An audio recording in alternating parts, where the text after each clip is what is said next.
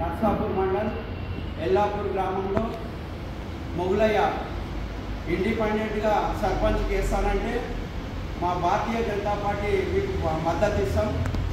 మా భారతీయ జనతా పార్టీ సంఖ్య గ్రామంలో బాగా ఉంది, మా పార్టీలోకి రావాలని చెప్పడం జరిగింది.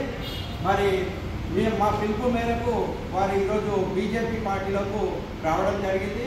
ఈరోజు ఎల్లాపూర్ గ్రామంలో మరి మొగులయ్య గారిని బీజేపీ పార్టీ బలపరిచిన అభ్యర్థిగా మేము ఇప్పుడే వారిని బలపరచడం జరిగింది.